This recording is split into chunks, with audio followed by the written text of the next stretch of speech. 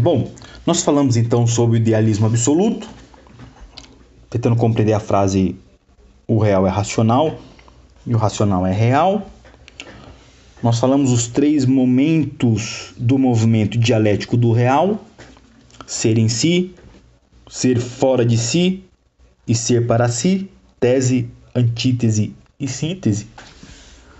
E agora, dentro do pensamento ainda do idealismo alemão de Hegel, Friedrich Hegel, vamos abordar a questão do saber absoluto.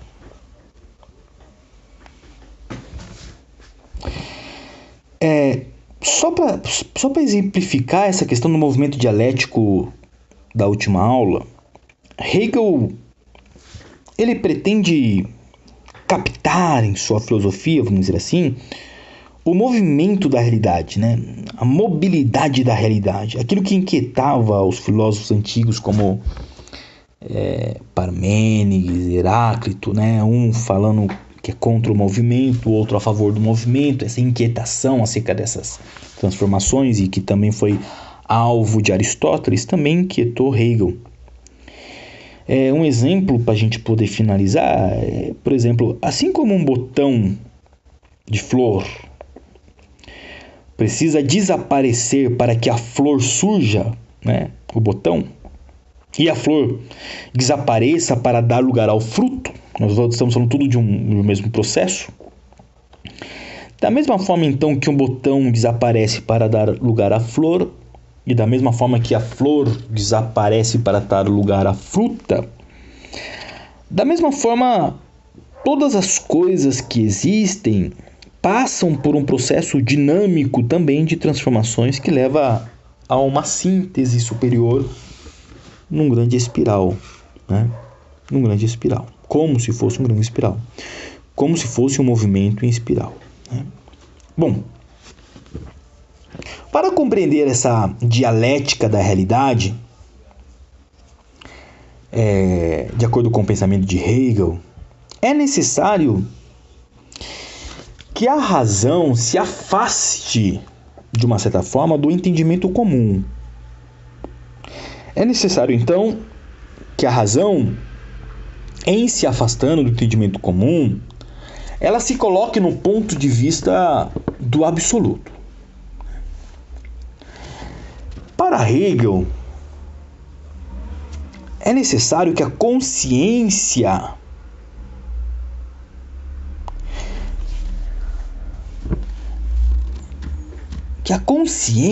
alcance a razão, né? Ou o saber absoluto. Ou seja, ele é necessário que a consciência supere o entendimento finito, adquirindo então a certeza de ser toda a realidade. Eu estou sendo pausado na minha fala justamente para que a gente possa entender essa dialética da realidade de Hegel, né? Porque ele está falando o seguinte, que justamente a razão, enquanto um fenômeno mesmo intelectivo, a razão, ela precisa, para que nós possamos compreender então, ou atingir um saber absoluto, que ela se afaste do entendimento comum, do senso comum, do conhecimento simples, da percepção simples das coisas. É necessário que ela, de uma certa forma, nesse afastamento das coisas, ela se coloque num ponto de vista absoluto, né? Tentando ter um olhar absoluto das coisas, ter um olhar superior das coisas. Então, é necessário que a consciência que temos do conhecimento das coisas, né, alcance esse saber absoluto. Ou seja, esse saber absoluto, para Hegel, ele chama de razão. Ou seja, é necessário que haja uma superação, né, do entendimento finito, adquirindo então a certeza de que essa razão possa atingir toda a realidade, né, de modo que a razão alcançaria então essa consciência de unidade entre ser e pensar. Haveria então uma unificação, uma harmonização, uma subjetividade e objetividade entre ser e pensar, né?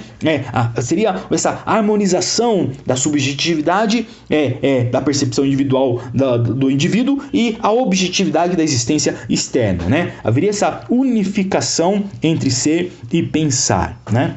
O pensamento de Hegel, ele se apresenta desse modo como um grande sistema que permite, de uma certa forma, pensar tanto a natureza, a realidade física, quanto também o espírito. Ou seja, o fio condutor dessa reflexão totalizante, de uma certa forma, que vai justamente permitir pensar tanto a natureza, que é a realidade física, quanto o espírito, né? O ser e pensar, esse fio condutor dessa reflexão é justamente a relação entre finito e infinito, né? Essa harmonização entre finito e infinito dentro de um saber absoluto, dentro de uma consciência que alcança a razão e desenvolve-se justamente na busca por um saber absoluto, né? Ou seja, o trabalho da filosofia então seria o de superar o entendimento finito e limitado das coisas finitas e também, de uma certa forma, limitadas para alcançar o saber absoluto, que é o saber da coisa em si. Esse seria justamente o propósito da filosofia, de abrir essa caixa da finitude, direcionando então o sujeito em direção ao infinito, né? Ao saber absoluto das coisas. Seria, de uma certa forma, o caminhar da consciência rumo ao infinito, né? A busca da infinitude, a partir da finitude, vamos dizer assim, né? Hegel, ele procura apresentar em sua obra um caminho, né, para que esse conhecimento finito possa se desenvolver ao conhecimento absoluto, né? De uma forma que esse conhecimento finito, nesse caminho de busca pelo conhecimento absoluto, possa se dar em em vários campos do saber, vamos dizer assim, né? Tanto em relação à natureza como no espírito. No que concerne à natureza, Hegel rompeu com aquela visão romântica, né, da divinização da natureza, da mistificação da natureza, né, proclamando justamente a absoluta superioridade do espírito que acaba se realizando na história dos seres humanos por meio da sua liberdade, né? Então há uma ruptura com o pensamento romântico, justamente em função da superioridade do espírito por meio da sua liberdade, né? Em relação ao espírito, essa superioridade do espírito, Hegel distingue três substâncias, né? Três substâncias. Primeiro, o espírito subjetivo, o espírito objetivo e o espírito absoluto. Quais são, a que se refere esses três espíritos, né? Os três espíritos, a relação, né, que existe justamente essa superioridade do espírito. O que nós poderíamos dizer justamente do espírito de Hegel? Primeiro, espírito subjetivo. O espírito subjetivo se refere ao indivíduo e à consciência individual, né? Por isso, subjetivo, né? Ele é subjetivo ao indivíduo, seria a consciência individual, né? O espírito subjetivo, então, se refere ao indivíduo e à consciência individual. É aquilo que a gente podemos dizer que é pessoal, né? É singular, né? É próprio do indivíduo, né? É a consciência do indivíduo. Um segundo espírito, ou uma segunda instância do espírito, seria o espírito objetivo. Esse espírito objetivo, para Hegel, se referem às instituições e costumes historicamente produzidas pelos seres humanos, né?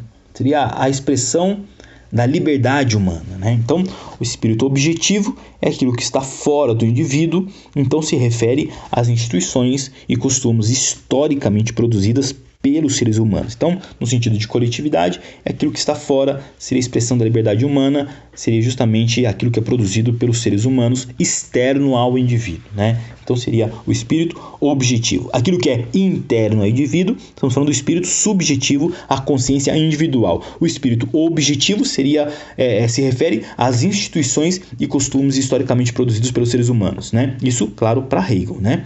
E uma terceira instância em relação ao espírito é o espírito absoluto. O espírito absoluto. O espírito absoluto se manifesta, então, segundo Hegel, na arte, na religião, na filosofia, né? Seria uma expressão como o espírito que se compreende em si mesmo, né? O espírito absoluto, né? É um espírito que se compreende em si mesmo, né? E tem a sua manifestação, por exemplo, naquilo que é absoluto em si, né? Na arte, na religião e na filosofia, né? Essa seria a questão do espírito de Hegel. Bom,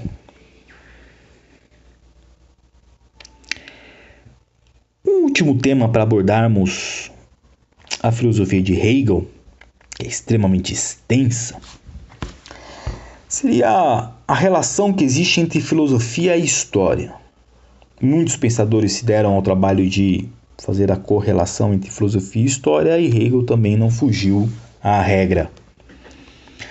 A história para Hegel é justamente o desdobramento do espírito objetivo. Lembrando que é o espírito objetivo que acabamos de ver, é tudo aquilo que se refere às instituições e costumes historicamente produzidas pelos seres humanos, né? Expressão própria da liberdade humana.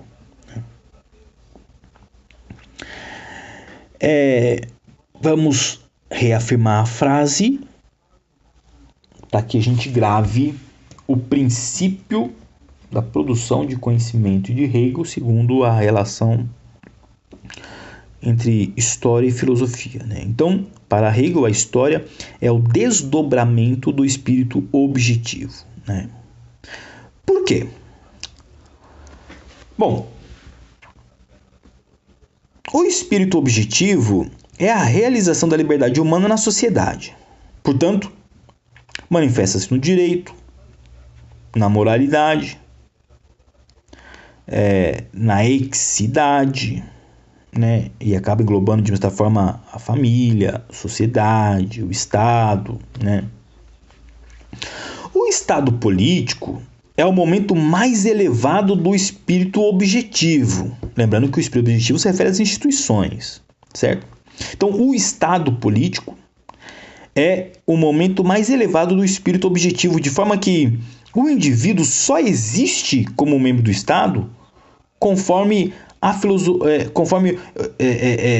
Hegel afirma no livro que ele intitulou Princípios da Filosofia do Direito, né?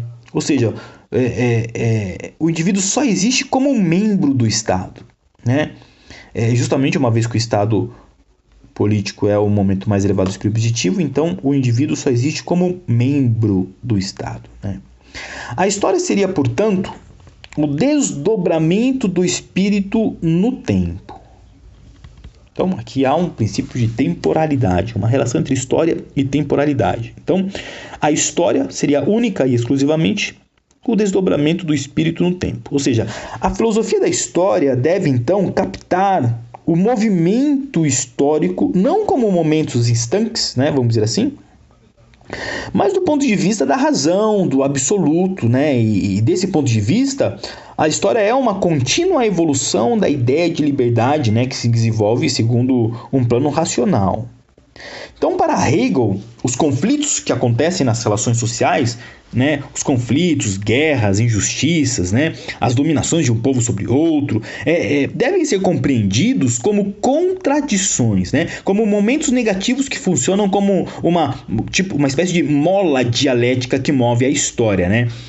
Ou seja, nos termos da dialética hegeliana, esses momentos seriam então a antítese que se contrapõe à tese, fazendo surgir então uma etapa superior que seria a síntese, né? Para isso seria extremamente interessante lembrar do movimento dialético que nós estudamos há pouco, né? Então eu vou repetir para que você possa gravar, né? Uma vez que nesse sentido, nós estamos falando da relação entre filosofia e história, e a história nada mais seria do que o desdobramento, né? O desdobramento contínuo de uma evolução da ideia de liberdade. Os conflitos que nós percebemos na história, então, que são as guerras, as injustiças, as dominações de um povo, deve ser compreendido, segundo Hegel, como contradições, como momentos negativos que funcionam então como uma mola dialética que acaba de uma certa forma fazendo com que a história se movimente, né? Então, ou seja, esses momentos de conflitos, de guerras, de injustiças seriam então a antítese, né? Que se acaba se contrapondo à tese, fazendo surgir então uma etapa superior que seria a síntese, né? Assim, se para Hegel, por exemplo, como vimos antes, tudo que é real é racional e tudo que é racional é real, todas as coisas existentes, mesmo as piores, fazem parte de um plano racional e, portanto, têm um sentido dentro do próprio processo histórico, né? Esse conceito hegeliano acabou recebendo, de uma certa forma, inúmeras críticas, né, de diversos outros pensadores, já que, de uma certa forma, pode levar a um certo conformismo, né, ou a uma passividade diante das injustiças sociais.